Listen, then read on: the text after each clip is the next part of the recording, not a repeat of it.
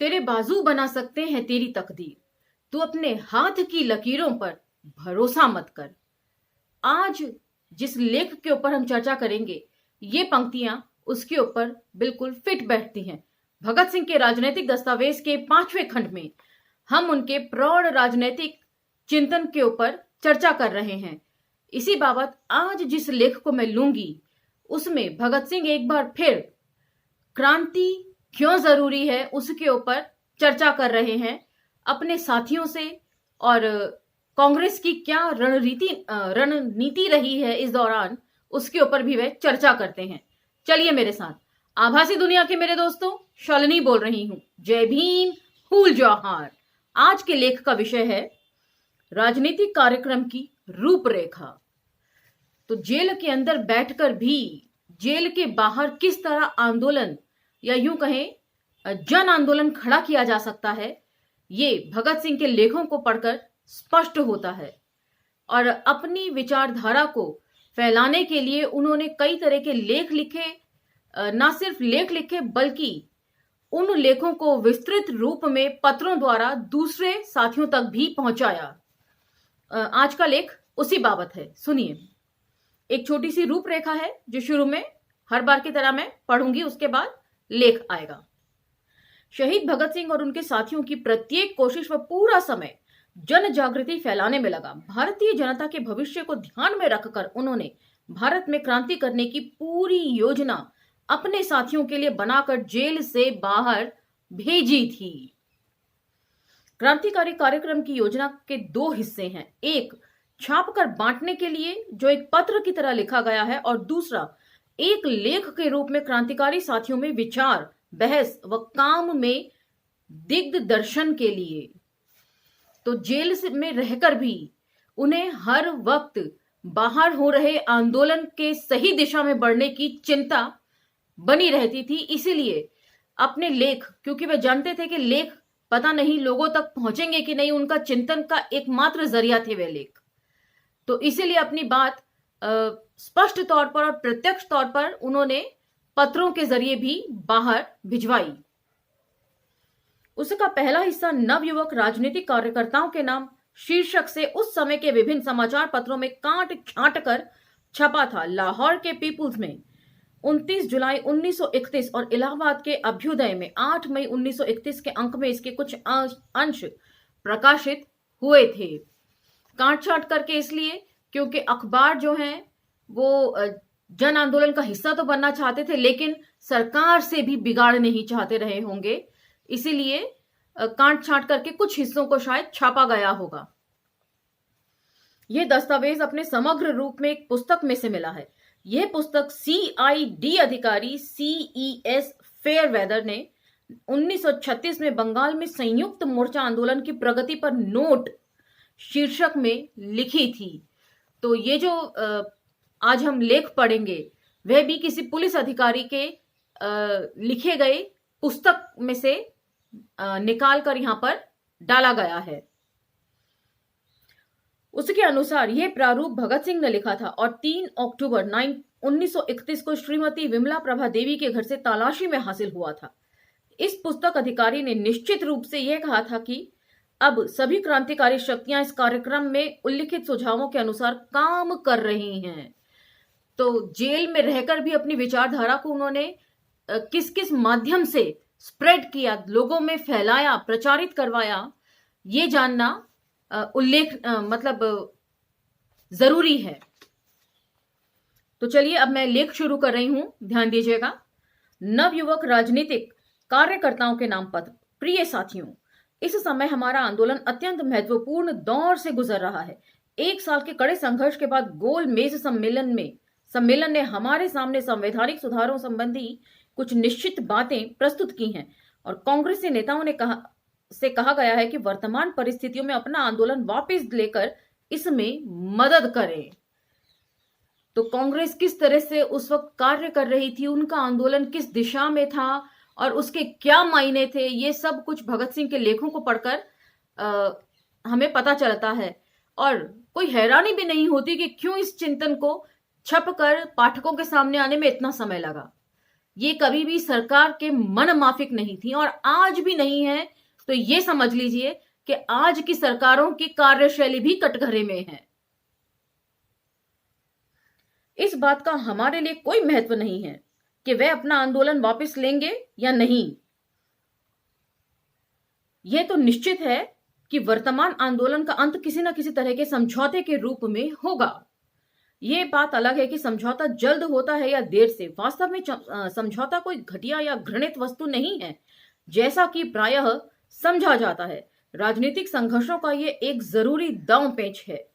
कोई भी राष्ट्र जो अत्याचारी शासकों के खिलाफ उठ खड़ा होता है, शुरू में अवश्य असफल रहता है। संघर्ष के बीच में समझौते द्वारा कुछ आधे अधूरे सुधार हासिल करता है और सिर्फ अंतिम दौर में ही, जब सभी शक्तियां और साधन पूरी तरह संगठित हो जाते हैं, शासक वर्ग को नष्ट करने के लिए आखिरी जोरदार हमला किया जाता है।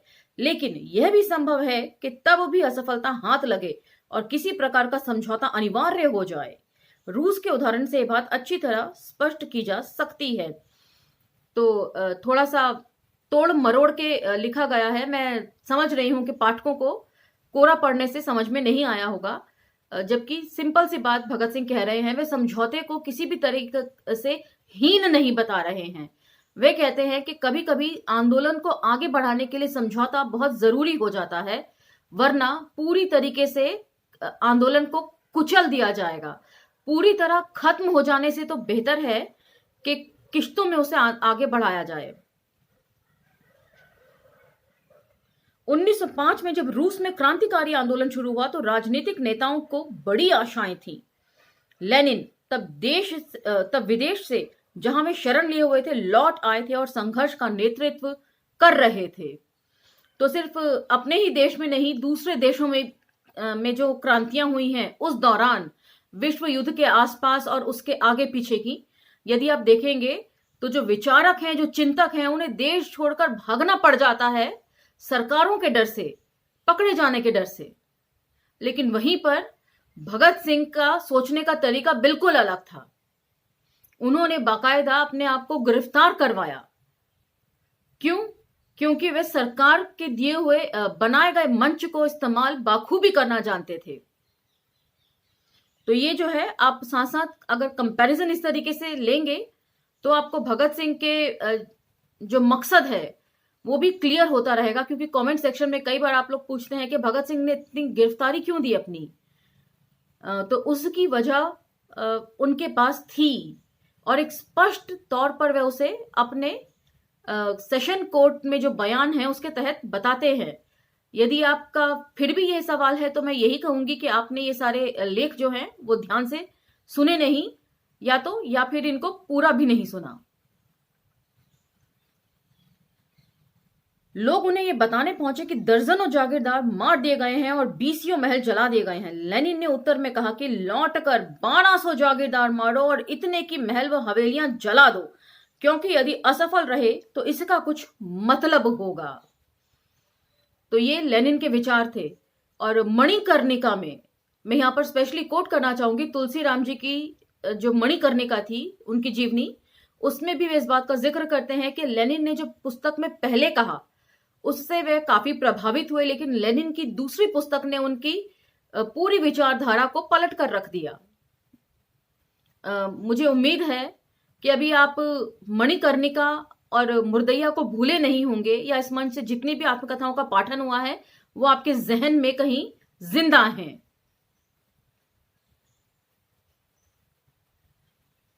ड्यूमा अर्थात रूसी संसद की स्थापना हुई। अब लेनिन ने ड्यूमा में हिस्सा लेने की वकालत की। वह 1907 की बात है, जबकि 1906 में वे पहली ड्यूमा में हिस्सा लेने के खिलाफ थे। बावजूद इसके कि उस ड्यूमा में काम करने का अवसर अधिक था और इस ड्यूमा के अधिकार अत्यंत सीमित कर दिए गए थे। यह फैसला बदली हुई परिस्थितियों के कारण था। अब प्रतिक्रियावादी शक्तियां बहुत बढ़ रही थीं और लेनिन ड्यूमा के मंच को समाजवादी विचारों पर बहस करने के लिए इस्तेमाल करना चाहते थे। तो पहली बार जब मौका उनको मिला लेनिन को अपनी बात लोगों तक पहुंचाने का संसद में, तो वह उसके खिलाफ थे। लेकिन एक साल बाद तक आते आते उनमें विचार परिवर्तन हो गया, या यूं कहें उनके विचारों में परिवर्तन आ गया। और उनको लगा कि अब अपनी बात कहने के लिए उपयुक्त समय है। तो वही स्ट्रैटेजी जो है भगत सिंह ने भी अपनाई अपनी बात कहने के लिए। पब्लिक फोरम जो सरकार द्वारा बनाकर दिया गया था, अदालत में जो मुकदमे की कार्यवाही थी, उसको माध्यम बनाकर भगत सिंह ने अपने सारे विचार जनता और समाज के सामने रखे।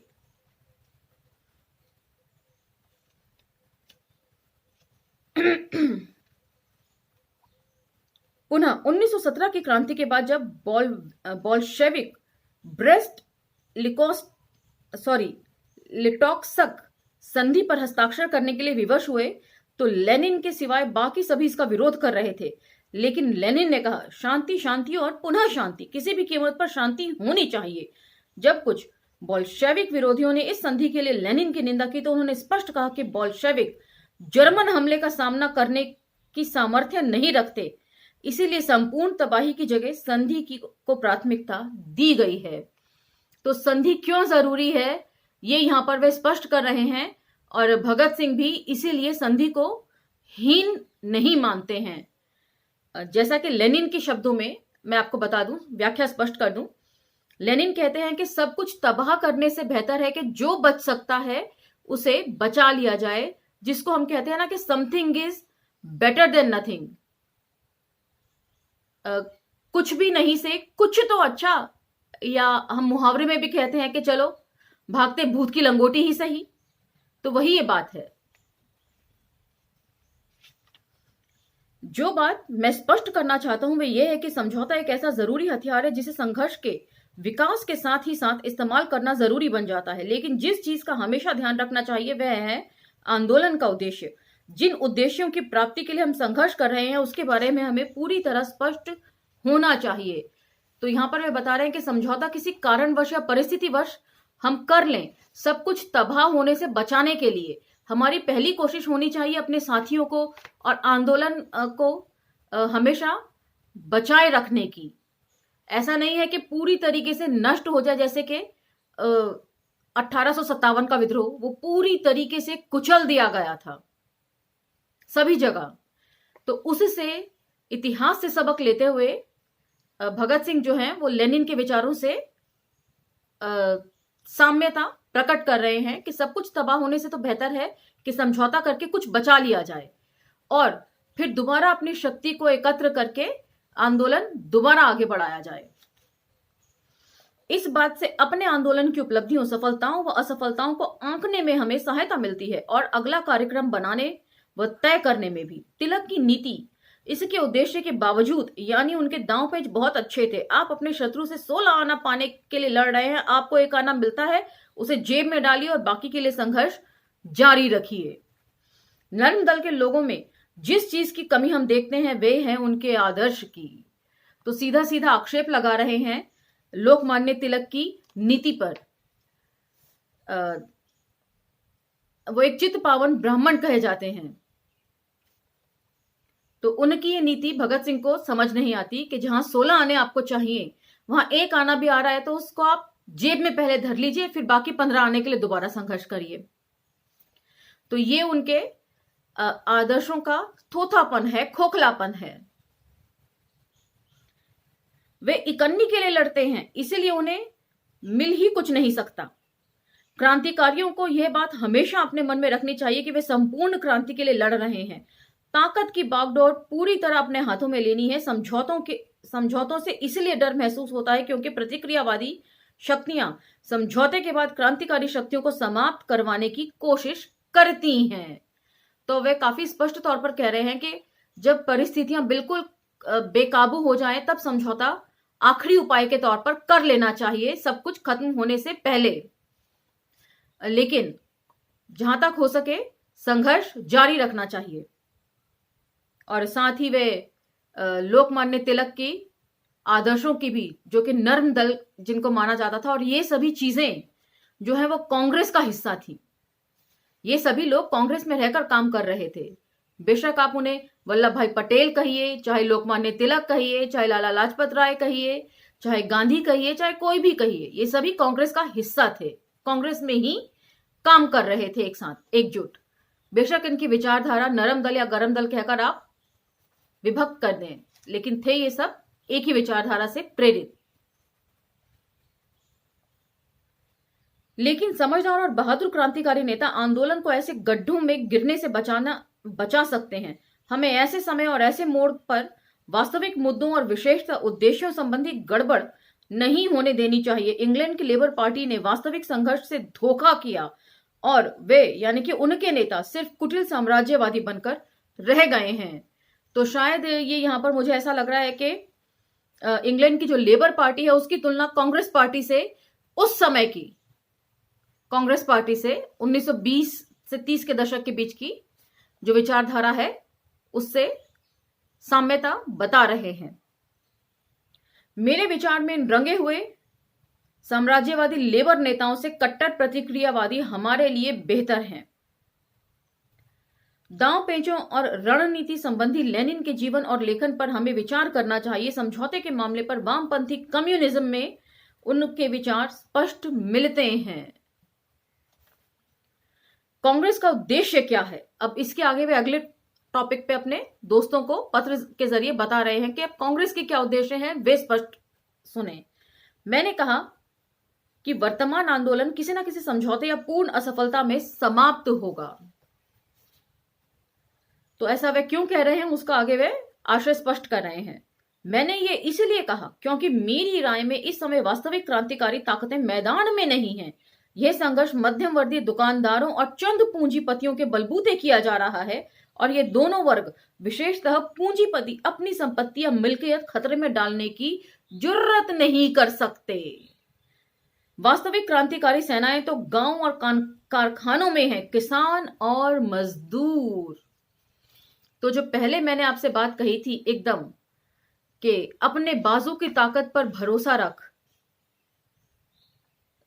तेरे बाजू बना सकते हैं तेरी तकदीर, अपने हाथ की लकीरों पर भरोसा मत कर। तो वे इसी बात के लिए कही थी कि हमेशा सर्वहारा की बात भगत सिंह करते हैं और सर्वहारा में वे मजदूर और किसानों को मानते हैं। और इन दोनों का ही उस समय भी शोषण हो रहा था और इन दोनों का आज भी शोषण हो रहा है। आज इस बार का आप किसान आंदोलन देख लीजिए और कोरोना के टाइम में कितने मजदूर पैदल अपने घरों को लौटे हैं, ये भी ध्यान में रखिए। तो भगत सिंह के विचार सिर्फ उनके अपने काल के विचार नहीं हैं, ये आज के जमाने के विचार भी हैं। लेकिन हमारे बुर्जुआ नेताओं में उन्हें साथ लेने की हिम्मत नहीं है, ना ही वे ऐसी हिम्मत कर सकते हैं। यह सोए हुए सिंह यदि एक बार गहरी नींद से जग गए तो वे हमारे नेताओं की लक्ष्य की पूर्ति के बाद भी रुकने वाले नहीं हैं। तो अब वे इस बात का मतलब बता रहे हैं कि क्यों नहीं रुकने वाले हैं। और भगत सिंह का जो मकसद था क्रांति का पूरा पलट देना किसी चीज को, वो यही था कि जनता को अपने अधिकारों के लिए एजुकेट कर देना। और एक बार यदि जनता अधिकारों के लिए एजुकेट हो गई तो वे ब्रिटिश हुकूमत से भी लड़ जाएगी और उसके बाद जो सत्ता का हस्तांतरण होगा उसमें पूंजीवादी ताकतों से भी वो लोहा ले लेगी। और उसी चीज को वे यहां पर एक्सप्लेन कर रहे हैं कि कांग्रेस किस रणनीति पर काम कर रही थी उस समय। और कांग्रेस का मतलब आप आज की कांग्रेस और भाजपा के तरीके से उसको मत लीजिए।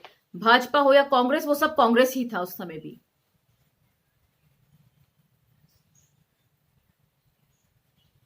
– 1920 में अहमदाबाद के मजदूरों के साथ अपने प्रथम अनुभव के बाद महात्मा गांधी ने कहा था, हमें मजदूरों के साथ साठगांठ नहीं करनी चाहिए।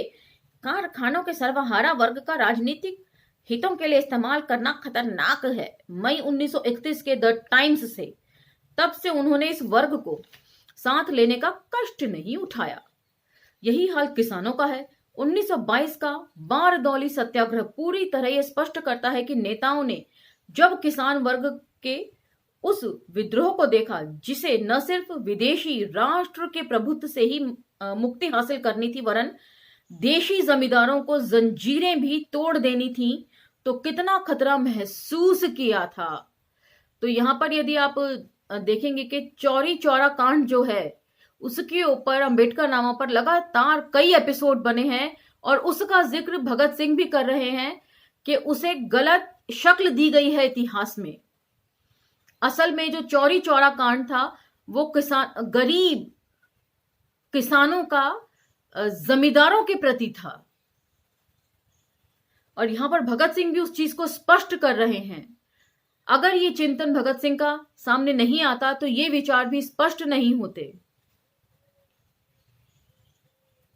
यही कारण है कि हमारे नेता किसानों के आगे झुकने की जगह अंग्रेजों के आगे घुटने टेकना पसंद करते हैं। और यदि आपको याद होगा सत्याग्रह और हड़तालें वाले एपिसोड में जो लेख था उसे आप यदि दोबारा सुने तो ये सारी बातें स्पष्ट हो जाएंगी जो यहां पर भगत सिंह रख रहे हैं कि कांग्रेस का उद्देश्य क्या है। उसमें भी मैंने कहा था कि गांधी का जो आंदोलन था वे करना नहीं चाहते थे, तो वो बाय चॉइस की बजाय बाय फोर्स ज्यादा लग रहा था, यदि आपको याद हो। और इसीलिए तो एपिसोड तो मैं यहीं पर विराम देती हूं। लेख खासा लंबा है जो एक एपिसोड में नहीं बनेगा, लेकिन जो बात मैं कहना चाहती हूं, जो व्याख्या मैं करना चाहती हूं, मैं उसे कर देती हूं। उसके बाद ये एपिसोड खत्म करूंगी। कि उसके बाद आप ये देखिए कि सत्ता का हस्तांतरण हो गया, सर्वहारा को अपने साथ नहीं लिया, आजादी मिल गई। लेकिन उसके बाद क्या हुआ, धीरे धीरे आम जन में ये बात प्रचारित होने लगी कि राजनीति गंदी है, आप मत करिए। यदि इतनी गंदी है तो नेता क्यों करते हैं, पुष्ट दर पुष्ट क्यों चली आ रही है ये कसूर सिर्फ आप लोगों का नहीं है। मैं भी पहले यही सोचती थी, कोई राजनीतिक चर्चा होती थी तो मैं कहती ओह क्या बकवास की चर्चा है, ये राजनीति एकदम बेकार की और फजूल की चीज है। लेकिन नहीं, राजनीति फजूल की चीज नहीं है, ये लंबा अरसा लगा मुझे समझने में। यदि राजनीति नहीं होती तो भगत सिंह का जो हम पढ़ रहे हैं ये सारे प्रौढ़ राजनीतिक चिंतन है उनका, ये राजनीतिक लेख हैं, ये उनके कोई आम लेख नहीं है। वे समझते थे कि राजनीति की क्या अहमियत है। डॉक्टर अंबेडकर यदि राजनीति नहीं करते तो हमारे अधिकार भी सुरक्षित नहीं कर सकते थे। तो सबसे पहले तो इस विचार को मन से निकाल दीजिए कि राजनीति फजूल की चीज है, आपको समझ नहीं आती, मुझे भी नहीं आती थी, मुझे लंबा अरसा लगा। कई तरह के लिटरेचर पढ़ने के बाद धीरे धीरे चीजें स्पष्ट होती गई। और थैंक्स टू तुलसी राम जी, उनकी मणिकर्णिका पढ़ने के बाद मुझे भारतीय संदर्भों में कम्युनिज्म क्या है वो समझ में आने लगा।